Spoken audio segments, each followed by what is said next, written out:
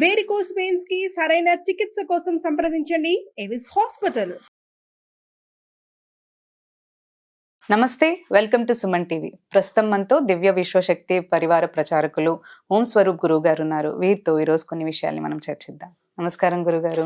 శుభం తల్లి. గురుగారు, మనం వింటూ ఉంటామంటే మన పెద్దలు ఏ పుణ్యాలు చేసినా గానీ పిల్లలకి అవి వస్తాయి, వాళ్ళు కూడా ఆ పుణ్యాలన్నీ కూడా పిల్లలకి వస్తూ ఉంటాయని అంటుంటారు. అంతేకాకుండా నా డౌట్ అంటే ఏంటంటే, నా సందేహం, మనకి మన పూర్వీకులు ఏమైనా పాపాలు చేసినా గానీ అవి కూడా మనకి ఏమన్నా పిల్లలకి అవి వస్తాయి? ఏం లేదమ్మా, పాపము పుణ్యం అనేటువంటిది ఉన్నది విషయం అందరికీ తెలిసిందే. అది చేయకూడనివి చేస్తేనే పాపము, ఒకరి హింస అలాంటివి పాపాల కిందకు వస్తాయి. హత్య ఇలాంటివి కూడా పాపాలు వస్తాయి. హత్యల్లో రకరకాల మనుషుల్ని చంపిన హత్యే, గోవుల్ని చంపినా, పశుపక్షాదుల్ని ఎవరిని చంపినా, మూగజీవుల్ని చంపినా. అందుకని పాపము పుణ్యము పూర్వీకులు ఎవరైనా చేస్తే మనకి కంటిన్యూటీ ఉంటుంది అనడానికి అది ఓన్లీ శరీరము క్యారీ చేస్తుంది, నాట్ సోల్. ఇప్పుడు మా పిల్లలకి నేను సంపాదించి ఇస్తా, వాడు అనుభవించాడో లేదో నాకు తెలియదు. నేను నా టైం అవగానే నేను వెళ్ళిపోతా, నా సంపాదన మాత్రం వాడికి ఇస్తా. వాడు అనుభవిస్తాడు, తింటాడు, ఏం చేస్తాడో నాకు తెలియదు. నేను ఉండనుగా, నేను ఉన్నప్పుడు చూసినంత వరకు లెక్క. ఓకే, ఇది సత్యం. అట్లాగే పూర్వజన్మల్లో ఏ రకంగా ఎలా సంపాదించారో అవన్నీ కూడా శరీర ధారణ వల్ల వాళ్ళ కుటుంబీకులు శరీరం అనుభవిస్తుంది, సోల్ కాదు. శరీరం ఒకటే, సోల్ కూడా ఉంది కాబట్టి ఆ మనిషి మూమెంట్ ఉంది కాబట్టి అది పట్టించుకోదు. సోల్ పాపం చేయలేదుగా, అది ఎందుకు పట్టించుకుంటుంది? ఐడియా, టెక్నాలజీ ఉంది. శరీరానికి అనుభవించి శరీరంలో ఉన్నందుకు గాను అది కూడా ఆపాదించబడుతుంది. క్యారీ చేస్తున్నందుకు అది కొంత అంటుకుంటుంది, దాన్ని అది తుడుచుకోగలుగుతుంది. అది గనక పాపం చేస్తే సోల్, అప్పుడు తప్పకుండా శిక్ష ఉంటుంది. అంటే మరి అది వాంటెడ్లీ చేసిందిగా. నిజానికి శరీరంతో కంటిన్యూ అయితే వాటికి ఆత్మకి సంబంధం లేదు. మీరే ఆలోచించండి, అమ్మా నాన్న శరీరాలు ఇచ్చారు, ఆత్మను కనగలరా? కనలేరుగా. So clear. అందుకని మనం ఆ ఆత్మలు తల్లిదండ్రులు పూజ పునస్కారాలు చేసే పిల్లల్ని కనమని ఎందుకంటారు అంటే, మంచి ఆత్మలు, మంచి బుద్ధులు, మంచి జ్ఞానంతో ఉండే వాళ్ళు పిల్లలు పుట్టాలని. అప్పుడు మంచి పుణ్యాలే చేస్తారు, మంచి సహాయాలే చేస్తారు, మంచిగా ఉంటుంది, చెడు రాదు. రోజు ఇంట్లో అమ్మా నాన్న ఏదో మరి తాగడం తినడం ఇలాంటివి ఉన్నాయి, పిల్లలకుంటే అవే అలవాటు అవుతాయి. కానీ సోల్కి అలవాటు కావు. అది బాడీకి అలవాటు అయిపోతుంది. సోల్ ఉంటుంది కాబట్టి అది పట్టించుకోదు. అది పట్టించుకుంటే వాడు సీరియస్గా ఇది తినకూడదు, ఇది తాగకూడదు అని డిసిషన్ అమ్మా నాన్న పెట్టినా తిండు. అంటే వాడు ఓన్ అంతరాత్మ చెప్తుందిగా. తప్పు అనేది తెలిసి చేస్తాడు ఎవడన్నా. చేస్తే వాళ్ళు కొంతమందికి తప్పక ఇక గత్యంతరం లేక తప్పు చేస్తారు, అనుభవించాల్సి వస్తుంది.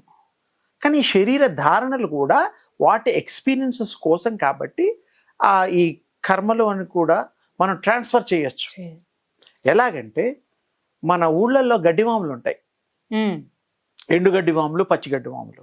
ఎండుగడ్డి వాములకి ఓ చిన్న అగ్ని గణిక వేస్తే మొత్తం కాలిపోతుంది, ఎంత పెద్దదైనా. అదే జ్ఞానము. మన ఎన్ని పాపాలైనా మీరు రియలైజ్ అయ్యి మళ్ళీ పాపం చేయనని, అబద్ధం ఆడనని ఇలాంటి కొన్ని డిసిషన్స్ తీసుకుంటే మీరు మారిన మనిషి అవుతారు. అప్పుడు ఇంకా మీరు పాపాత్ములు ఎలా అవుతారు? పుణ్యాత్ములే ఉంటారు. ఇది సత్యమే కదా. మన పాపాలన్నీ కూడా పోగొట్టుకోవచ్చు మంచి పనులు చేసి. మన చేత ఎవరైతే కష్టపడ్డారో, నష్టపడ్డారో వాళ్ళకి రీపేమెంట్ చేయాలి.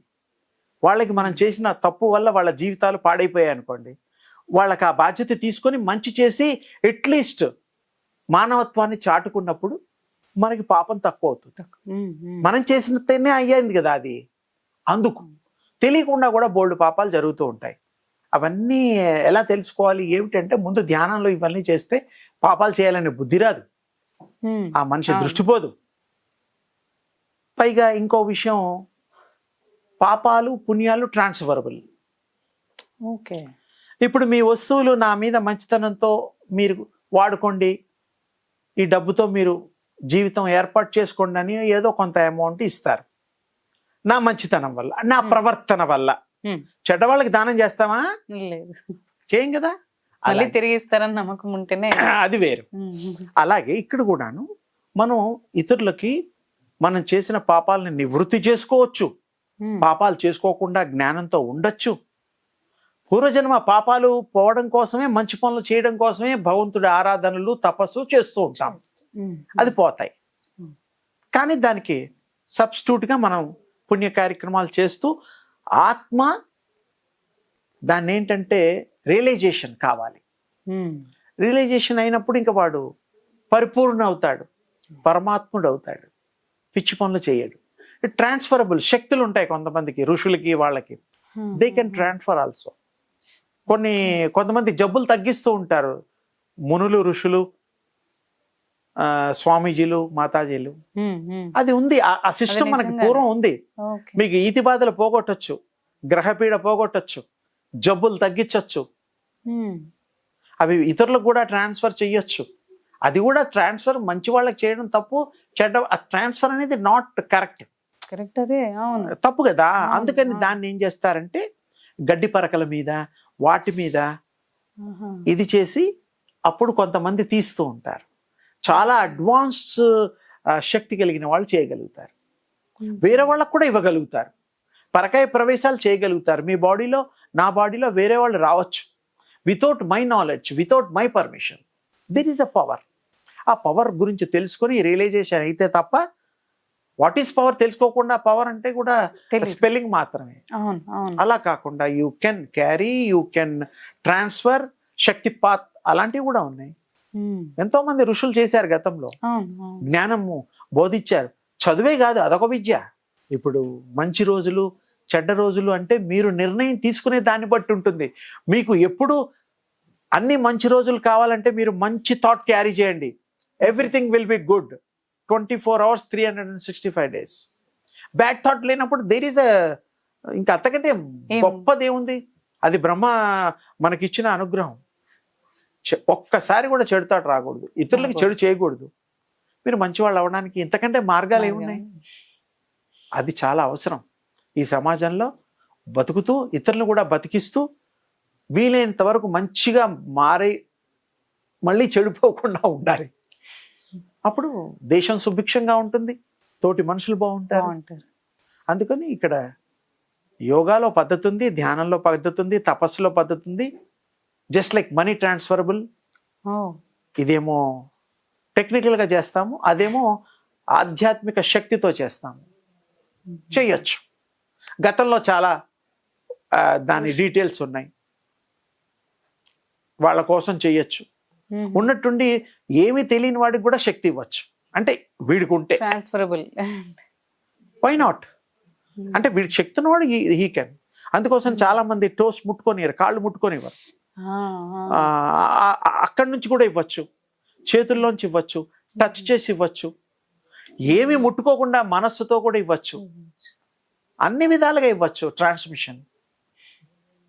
యోగాలో, దివ్య శక్తిలో, అక్కల్టిజంలో అలాంటి వెసులుబాటు, ఫెసిలిటీస్, పవర్ని ఉపయోగించే క్రియలు. కానీ మంచి చేయాలి. ఫైనల్గా మంచి స్థాపన చేయాలి, మంచి చేయాలి, అందరితో బాగుండాలి, అందరినీ ఆనందంగా ఉంచాలి. అదే గురు. అప్పుడు ప్రపంచం అంతా దివ్యాత్మల మయం అయిపోతుంది. ధన్యవాదాలు. శుభం తల్లి.